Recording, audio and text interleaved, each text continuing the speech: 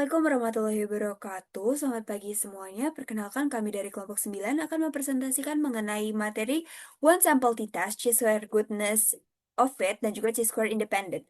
Di mana kelompok 9 beranggotakan saya, Kesha Puspita Adrisi, dengan yang terakhir 130.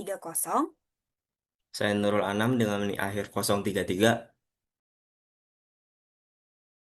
Saya Natafia Berlianti Nainggolan dengan NIM akhir 041. Saya Safira Aulia dengan NIM terakhir 240. Saya Karin Maura Setiawan dengan NIM terakhir 326. Oke, selanjutnya materi yang pertama adalah One Sample T-Test yang akan dipresentasikan oleh Karin. Untuk Karin dipersilahkan untuk melakukan presentasi. Baik, terima kasih. Di sini saya akan menjelaskan mengenai One Sample T-Test.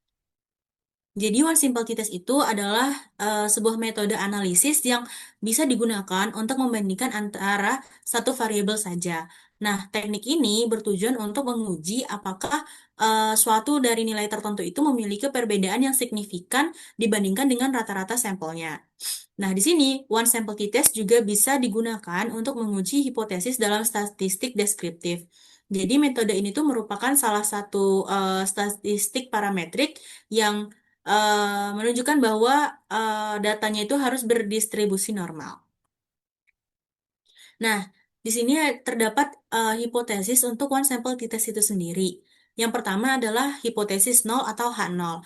Nah, H0 ini menyatakan bahwa tidak ada perbedaan antara rata-rata sampel dan nilai pembandingnya. Bisa ditulis dengan H0 sama dengan mu sama dengan mu 0.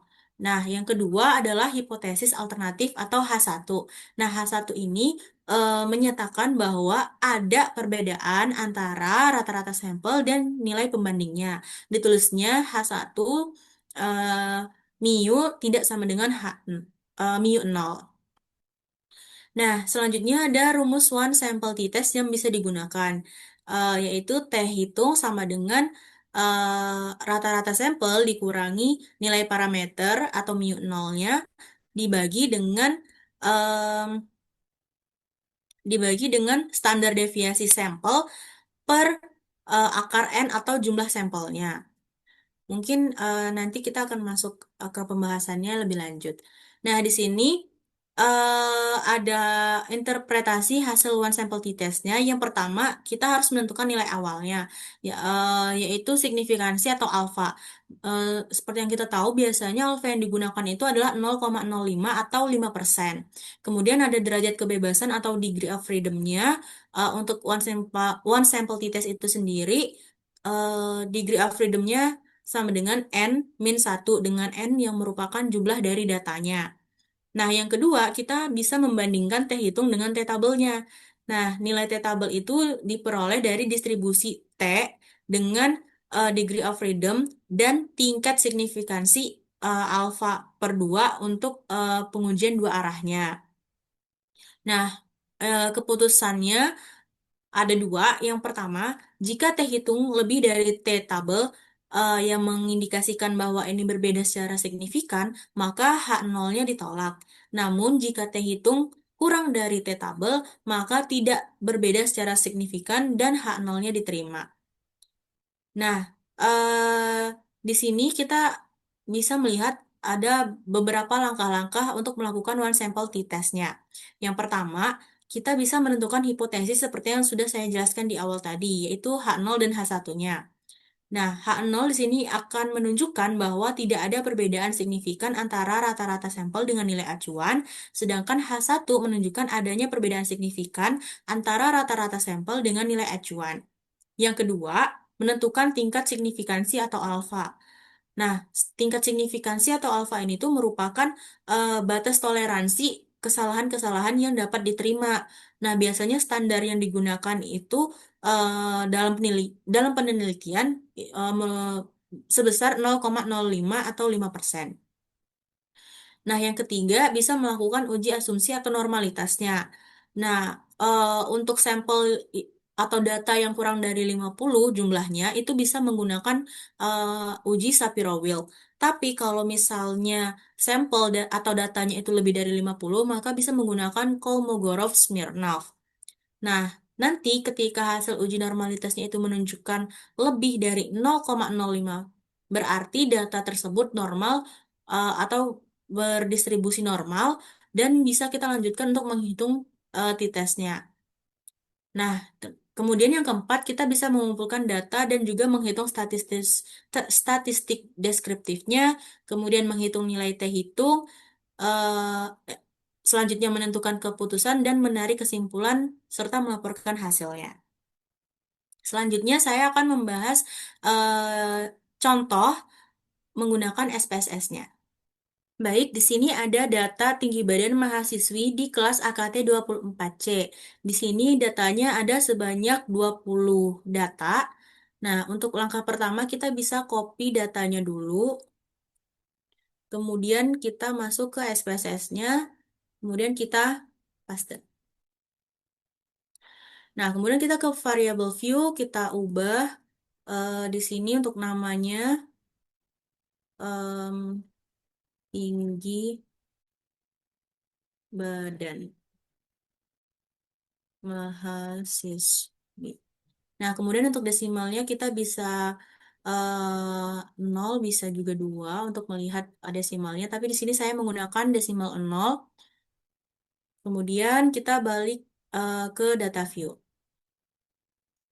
Nah, yang pertama kita akan menguji apakah data ini terdistribusi secara normal. Yang pertama kita ke analyze, kemudian kita ke descriptive statistik, dilanjutkan dengan explore. Nah, untuk data yang tinggi badan mahasiswi ini kita masukkan ke dependent list, kemudian plots, kemudian normality plot with test. Continue. Terus, oke. Sebentar. Nah, di sini kita bisa melihat test of normality-nya. Karena kita datanya kurang dari 50, maka kita menggunakan yang Shapiro-Wilk ini. Nah, kita di sini bisa melihat signifikansinya itu 0,258, yang berarti kan lebih dari 0,05. Nah, hal tersebut menunjukkan bahwa data yang kita punya tadi terdistribusi secara normal. Nah, selanjutnya kita akan menguji one sample t-testnya. Kita klik analyze, kemudian compare means, one sample t-test. Nah, untuk hipotesis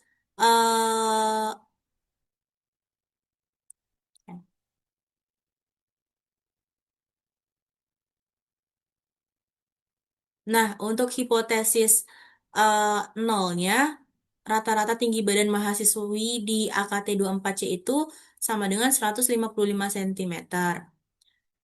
Nah, di sini kita bisa masukkan tinggi badan mahasiswinya ke tes variabel, kemudian option ini bisa kita isi dengan 95%.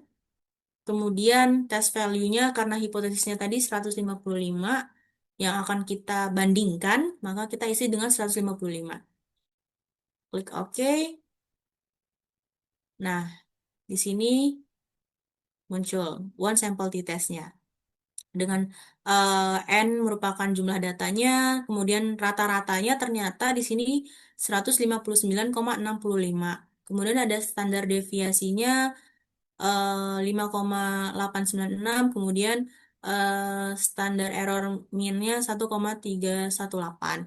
Nah, untuk one sample t-testnya sendiri dengan test value 155, kita bisa melihat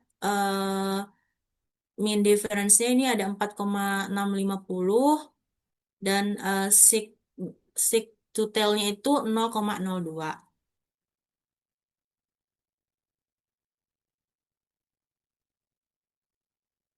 Nah, selanjutnya kita akan melihat di sini bahwa tadi untuk T hitung lebih dari T tabel dengan T hitungnya 3,527 lebih dari T tabel. T tabelnya itu alfa per 2 degree of freedom-nya yaitu 2,09. Nah, maka maka T hitungnya itu lebih dari T tabel. Nah, kemudian untuk p-value-nya itu dengan signifikansi two-tail kurang dari alfa, kita lihat di sini p-value-nya itu 0,002 kurang dari alfa per 2 yaitu 0,025. Maka H0-nya ditolak. Nah, ini data yang sudah kita cari tadi. Nah, maka dapat disimpulkan dari hasil perhitungan di SPSS tadi, ternyata tinggi badan rata-rata perempuan atau mahasiswi di rombel AKT 24C itu tidak sama dengan 155 cm. Artinya, terdapat perbedaan yang signifikan antara rata-rata tinggi badan dari sampel atau data yang telah kita olah tadi dengan nilai acuan yaitu 155 cm. Selanjutnya akan dijelaskan oleh rekan saya. Masuk ke materi chi-square ataupun x kuadrat. Jadi kalau misalnya kalian nemu kayak angka x terus kuadrat, itu dibacanya chi-square ya teman-teman, karena itu merupakan kayak simbolnya aja kayak gitu.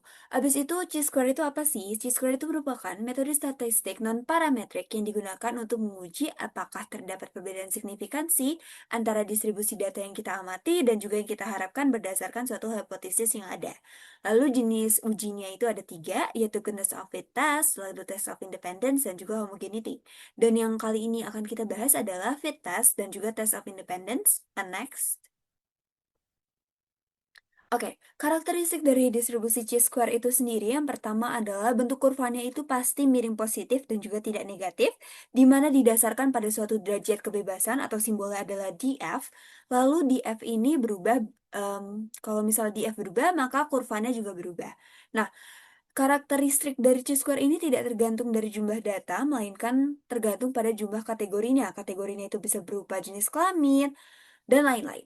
Lalu ada juga semakin meningkatnya jumlah derajat kebebasan, maka semakin mendekati distribusi normal. Boleh di next? Masuk ke bagian jenisnya yaitu goodness of fit, di mana goodness of fit itu adalah pengujian distribusi yang digunakan untuk mengetes apakah suatu data yang kita peroleh ini sudah sesuai nih sama distribusi yang kita pilih. Nah, uji ini merupakan bagian dari statistik non-parametrik yang tidak diperlukan asumsi normalitas data, tentunya berbeda dari uji sebelumnya disampaikan oleh Karin, di mana syarat-syaratnya juga pasti berbeda. Yang pertama itu adalah data harus berupa kategori nominal, hanya menggunakan satu variabel, sampelnya harus berskala besar, lalu tidak boleh ada frekuensi observasi yang 0. Lalu apabila menggunakan 2 kategorisasi data, maka tidak boleh ada satu frekuensi harapan yang bernilai kurang dari 5. Lalu apabila menggunakan lebih dari 2 kategorisasi data, maka jumlah sel frekuensi harapan yang bernilai kurang dari 5 tidak boleh lebih dari 20% datanya. Boleh di next? Oke, di sini ada kelebihan dan juga kekurangan dari chi-square goodness of fit, di mana kelebihannya dimulai dari datanya itu sederhana dan mudah digunakan untuk menguji apakah data observasinya itu sudah sesuai dengan distribusi teoretik yang kita harapkan. Lalu tidak memerlukan asumsi distribusi normal karena merupakan uji non-parametrik, sehingga cocok untuk digunakan data yang kategorikal seperti yang aku sampaikan tadi, itu seperti jenis kelamin yang ada pilihan-pilihannya. Lalu, yang ketiga itu adalah fleksibel, dapat digunakan berbagai jenis distribusi teoritis seperti distribusi seragam, binominal, dan Poisson. Nah, di mana untuk distribusi seragam, semua kategori itu mempunyai kesempatan yang sama. Contohnya itu adalah dadu. Lalu untuk binominal itu adalah distribusinya ini hanya mempunyai lulus atau tidak lulus ujian. Jadi kayak cuma punya 2 pilihan aja. Sedangkan untuk Poisson itu sendiri adalah menghitung frekuensi kejadian di mana dalam interval waktu tertentu. Jadi kayak misalnya jumlah pelanggan kopi pada setiap 2 jam kayak gitu. Lalu kekurangan dari chi-square-nya itu yang pertama adalah sensitif terhadap ukuran sampel. Jadi kalau misalnya skalanya besar, itu bisa aja bikin perbedaan kecil itu tidak terlihat selalu signifikan, padahal data yang beda itu merupakan hal penting. Lalu kalau misalnya sampelnya terlalu kecil, itu bisa gagal mendeteksi namanya perbedaan. Lalu yang kedua itu adalah tidak menunjukkan kategori yang menyebabkan perbedaan, hanya hasil keseluruhannya aja. Lalu yang ketiga itu frekuensi harapan tiap kategori harus cukup besar, yaitu lebih dari 5. Kalau tidak, hasilnya itu bisa nggak valid. Lalu yang keempat itu adalah hanya untuk data kategorikal saja, tidak cocok untuk data numerik yang cuma ada satu pilihan data dan juga nggak ada kategorinya. Lalu yang terakhir adalah banyak kategori dengan frekuensi kecil bisa menurunkan akurasi, jadi kayak perlu harus pakai metode lain, tidak bisa chi-square goodness of fit secara independen. Selanjutnya. Oke, ini adalah tabel yang sangat penting yang digunakan untuk chi-square goodness of fit maupun nanti independensi. Yang pertama itu adalah tabel chi-square atau x kuadrat itu. Kita harus melihat nih, kalau misalnya sudah ada taraf signifikansi, biasanya kita memakainya yang 5%. Lalu, setelah derajat kebebasannya sudah dihitung, misalnya kita mencapai nomornya 4 derajat kebebasannya, maka kita bisa langsung aja lihat tabel 5%-nya, kita tarik ke bawah sesuaiin sama 4. Maka kolom tabel chi-square-nya ataupun x kuadratnya adalah 9,488. Untuk lebih lanjutnya, gimana sih cara perhitungannya? SPSS-nya gimana? Cara manual menghitung chi-square kuadrat itu gimana? Akan dijelaskan lebih lanjut oleh rekan saya, Anam. Untuk Anam bisa dipersilahkan untuk mulai mempresentasikan datanya terlebih dahulu. Baik, terima kasih. Mungkin bisa diturunkan dulu share screen-nya. Baik, yang pertama mungkin yang manual dulu. Eh, yang pertama kita harus cari data dan hipotesisnya terlebih dahulu. Di sini kita menggunakan data kesukaan kopi mahasiswa akuntansi UNES. Di sini kita mendapatkan yang suka 38%, 38, netral 16, tidak suka 16. Dan untuk ekspektasinya sendiri, kita menggunakan data dari Snapchat, yang mana yang suka ada 57%, yang netral ada 31%, dan yang tidak suka 12%. Dan untuk hipotesisnya sendiri, untuk H0, frekuensi konsumsi kopi pada mahasiswa akuntansi FEB UNES sesuai dengan pola distribusi nasional menurut riset Snapchat. Lalu untuk H1-nya, frekuensi konsumsi kopi pada mahasiswa akuntansi FEB UNES tidak sesuai atau berbeda secara signifikan dengan pola distribusi nasional menurut riset Snapchat. Baik, mungkin kita langsung ke tahap perhitungannya. Di sini kita akan mencari chi-square hitung dan chi-square tabel. Gimana caranya? Yang pertama kita eh, kurangi dulu antara observasi dengan ekspektasi dan mendapatkan hasil seperti ini. Dan hasil tersebut kita akar pakat duakan dan mendapatkan hasil seperti ini. Dan hasil tersebut kita bagi dengan ekspektasi. Hasilnya seperti ini. Lalu hasil yang sudah dijumlah tadi kita jumlahkan antara yang suka, netral, dan tidak suka. Dan akan mendapatkan hasil chi-square hitung dengan hasil 8,46. Dan untuk X2 tabelnya, seperti yang jelasin oleh Kesha tadi, akan mendapatnya hasil 5,99. Jadi X2 hitung lebih dari X2 tabel, artinya H0 ditolak. Jadi frekuensi konsumsi pada mahasiswa akuntansi FEB UNES tidak sesuai atau berbeda secara signifikan dengan pola distribusi nasional menurut riset Snapchat. Baik, selanjutnya untuk SPSS. Yang pertama, kita masuk ke variable view terlebih dahulu dan kita ketik di sini kategori.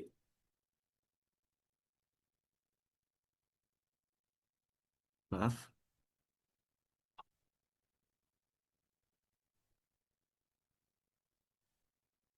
Dan di bawahnya itu frekuensi. Lalu di bagian kategori, di bagian value, kita setting, kita plus, 0 di sini suka, dan 1 itu netral, dan 2 di sini tidak suka. Oke, klik OK. Lalu kita ke data view, dan ketik saja 0, 1, 2. Lalu kita isi dengan data yang sebelumnya kita cari, yaitu data dari mahasiswa akuntansi UNES. Di sini ada yang tidak suka, yang suka 16, sorry, netral 16 dan tidak suka 16. Lalu karena frekuensi di sini itu belum berbobot, kita bobotin dengan cara white case. Lalu frekuensi, lalu kita klik OK. Setelah itu kita masuk ke analyze,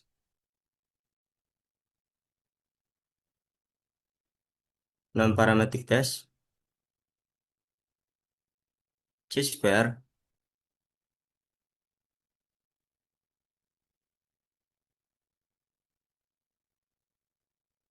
Baik, sebentar. Oke, kita masukkan di sini kategori dan masukkan value dari ekspektasi kita yang sebelumnya dari Snapchat. Sorry, di sini agak lag.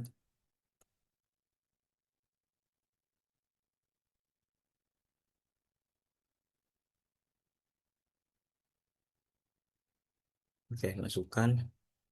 Terus kita value. Di sini ada 39,9. Kita menggunakan titik. Lalu yang netral itu ada 21,7 dan yang tidak suka di sini ada 8,4. Oke, add. Lalu kita klik oke. Nah, di sini berdasarkan hasil uji Chi-square, diperoleh nilai Chi-square itu sebesar 8,464 dengan nilai signifikasi sebesar 0,015.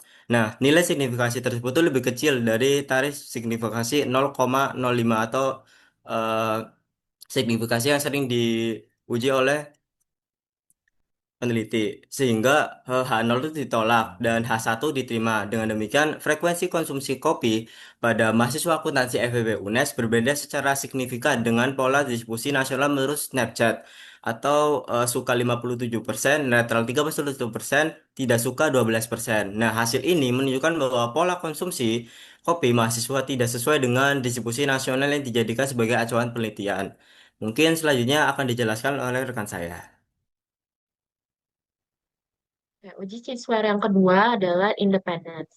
Jadi uji Chi-square independence ini adalah metode statistik yang digunakan untuk mengetahui apakah terdapat hubungan antara dua variabel kategorikal.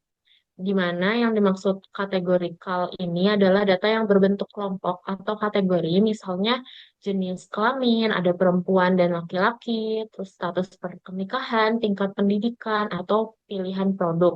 Tujuan utama di uji ini adalah untuk mengetahui apakah kedua variabel tersebut saling berhubungan atau justru tidak memiliki hubungan sama sekali. Boleh di next.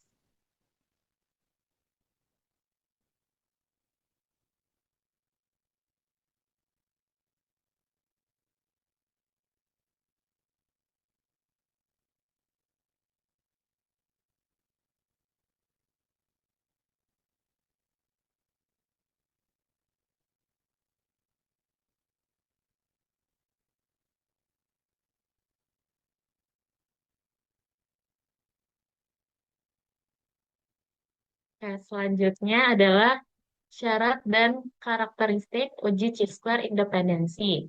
Di sini yang pertama adalah datanya berbentuk kategorial. Jadi maksud dari kategorial ini itu harus berupa kelompok atau kategori. Data nominal itu adalah data yang hanya membedakan kelompok tanpa urutan tertentu. Contohnya adalah laki-laki dan perempuan, terus merek A atau merek B atau merek C. Sedangkan kalau data ordinal adalah data yang memiliki tingkatan atau urutan. Contohnya seperti di kuesioner itu biasanya ada sangat puas, puas, cukup puas, atau tidak puas. Syarat yang kedua itu terdapat dua variabel yang akan diuji untuk melihat apakah ada hubungan antara dua variabel. Yang ketiga adalah data disusun dalam tabel kontingensi. Data harus disajikan dalam bentuk tabel yang mempertemukan kedua variabel. Syarat keempat itu adalah nilai frekuensi harapan tidak terlalu kecil, umumnya lebih dari sama dengan 5. Dan yang terakhir itu tidak memerlukan asumsi distribusi normal.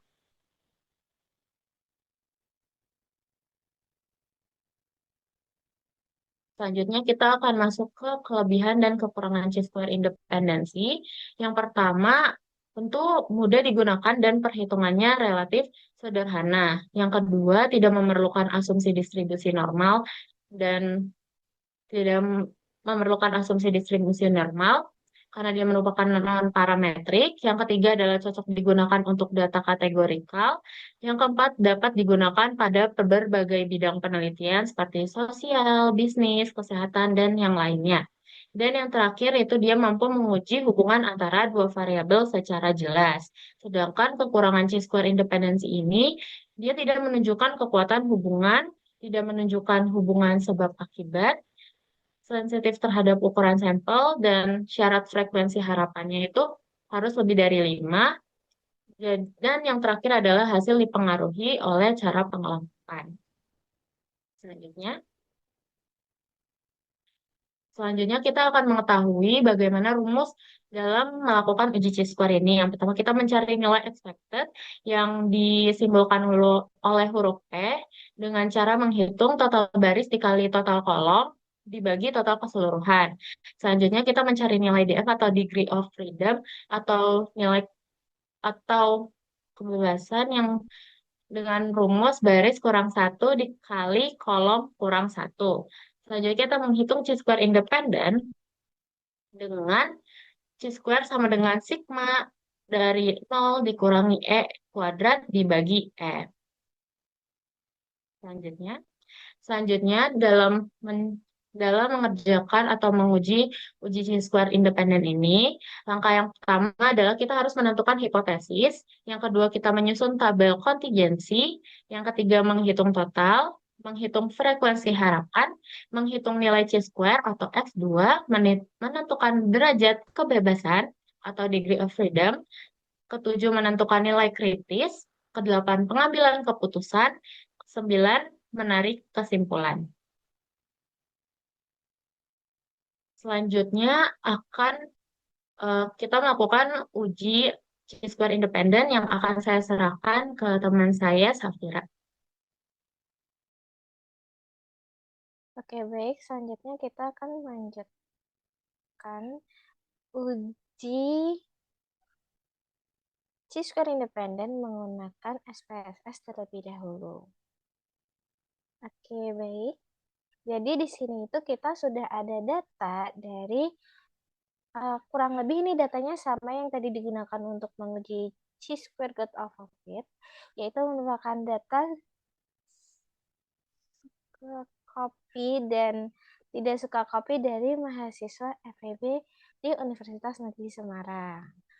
Jadi sebelumnya data-data ini itu kita kasih keterangan terlebih dahulu, yaitu laki-laki itu berarti 1, perempuan itu 2, dan suka kopi itu kita kasih keterangan 1, dan untuk tidak suka kopi itu 2, dan netral itu 3.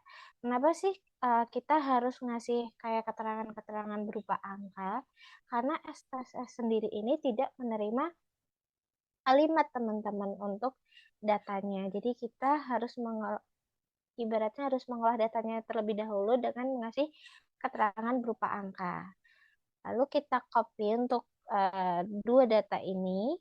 Selanjutnya kita akan menjalankan uji chi-square independen menggunakan SPSS. Sebelum itu, di sini saya sudah memiliki data yang kurang lebih sama dengan data yang digunakan yang untuk menguji chi-square good of it, yaitu merupakan data suka kopi mahasiswa FEB di Universitas Negeri Semarang.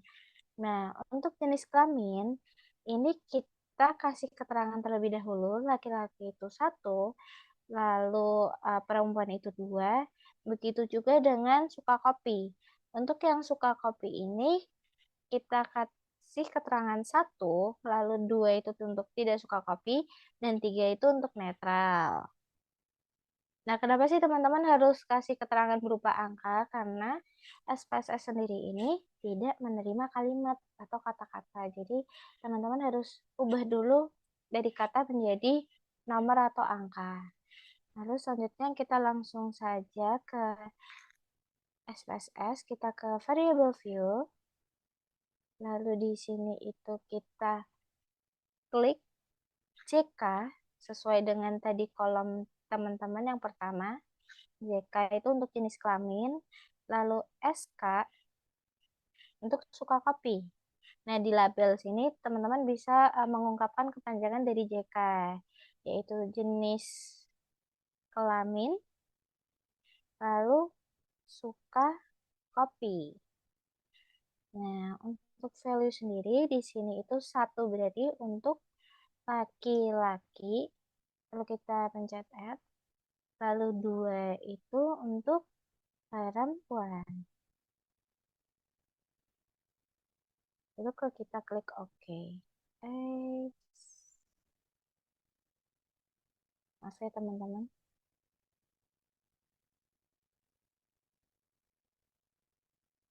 Kita boleh klik OK. Nah, selanjutnya yang untuk suka copy, jadi 1 itu untuk suka, kita suka saja. 2 itu untuk berarti untuk tidak, lalu kita tambah. Yang ketiga itu berarti untuk netral. Lalu kita tambah, baru kita OK. Lalu kita kembali ke data view. Lalu kita copy data yang tadi teman-teman sudah ganti menjadi angka.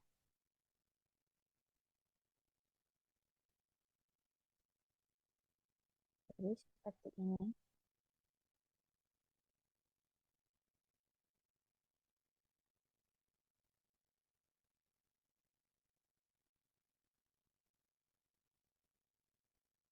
Dan pastikan kalau misal teman-teman itu di bawahnya ada jumlah atau total, itu untuk tidak diikutkan ya teman-teman.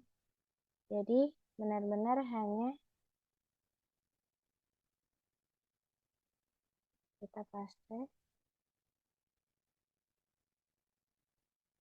Kalau misalkan teman-teman tidak bisa langsung kontrol V, berarti teman-teman bisa dengan cara manual.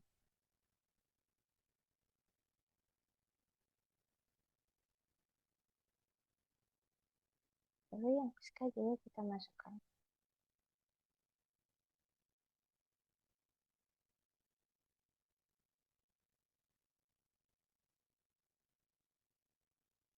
Seperti ini. Nah, lalu kita klik Analyze. Nah, lalu kita ke Descriptive Statics. Lalu kita ke Cross Steps. Ke sini. Nah, untuk jenis kelamin, ini kita pindah ke row. Atau biasanya teman-teman langsung seperti ini aja. Dan yang ini digeret. Untuk suka copy ini di kolom. Lalu teman-teman bisa klik statis. Lalu chi-square-nya ini dicentang. Lalu klik continue. Lalu kita klik cell. Kita klik observe sama expected. Lalu kita klik continue. Lalu teman-teman bisa langsung klik OK. Nah, di sini datanya langsung keluar. Ini merupakan tabel dari kontingensi dan expected count. Dan pastikan di sini itu tidak kurang dari 5. Seperti yang sudah dijelaskan oleh teman saya Natavia tadi.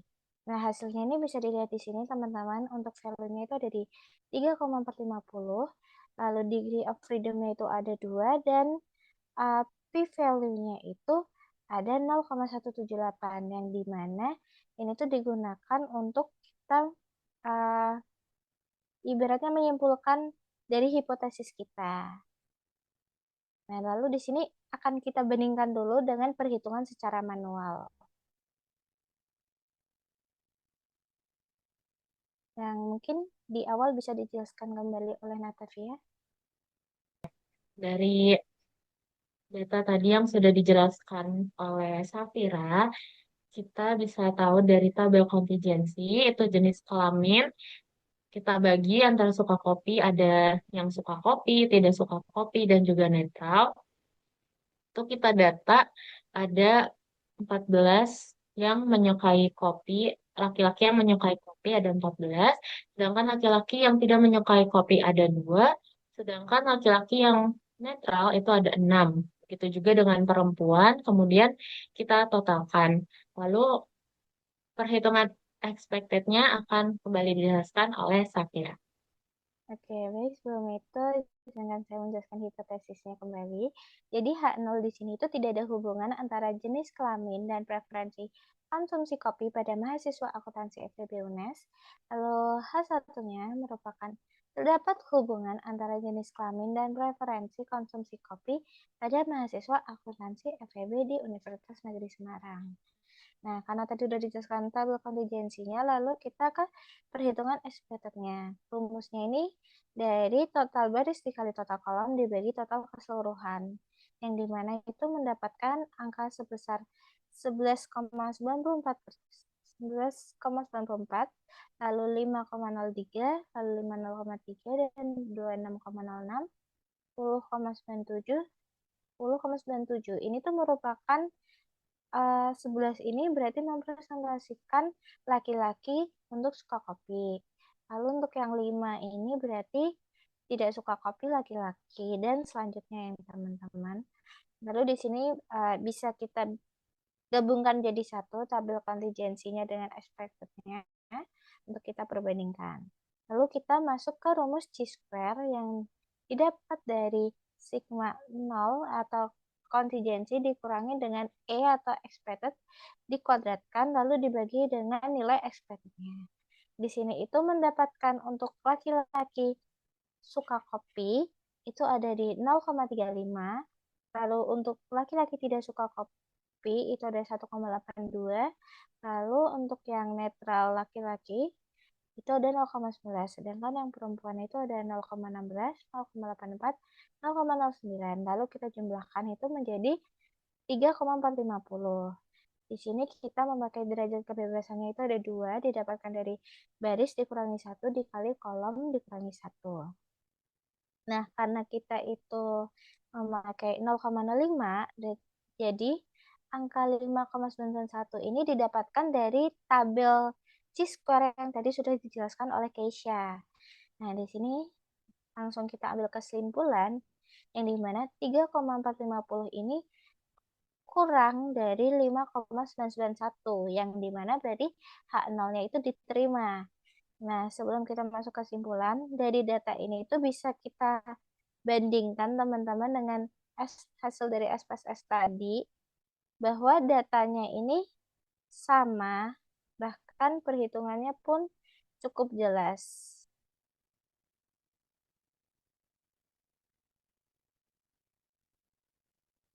Nah, untuk ini bahkan sama 14, lalu ada 2, lalu ada 6, lalu ada 11, lalu ada 5 di tabel sini. Jadi cukup sama ya teman-teman, antara maupun hasil perhitungan manual dengan SPSS. Bahkan value-nya pun sama 3,450. Jadi di sini dapat kita ambil kesimpulan bahwa H0-nya itu terima. Lalu kesimpulannya adalah berarti berdasarkan hasil uji chi-square yang diperoleh dari nilai X kuadrat itu dihitung sebesar 3,450, yang artinya dia itu merupakan lebih kecil dari X kuadrat tabel sebesar 5,991 pada taraf signifikansi 0,05% atau 0,05 atau 5% dengan derajat kebebasannya itu 2. Dengan demikian, H0-nya itu diterima dan H1-nya ditolak, yang artinya tidak terdapat hubungan yang signifikansi antara jenis kelamin dengan preferensi konsumsi kopi pada mahasiswa akuntansi FEB UNES. Lalu untuk selanjutnya, saya kembalikan kepada Keisha. Baik, sekian materi yang dapat kelompok 9 sampaikan mengenai one sample t-test, chi-square goodness, of it, dan juga chi-square independent. Kami harap teman-teman sekalian dapat mengerti penjelasan kami dan juga mempraktisikannya secara langsung untuk kedepannya nanti. Sekian dari kami, mohon maaf apabila ada kesalahan yang kami ucapkan. Wassalamualaikum warahmatullahi wabarakatuh.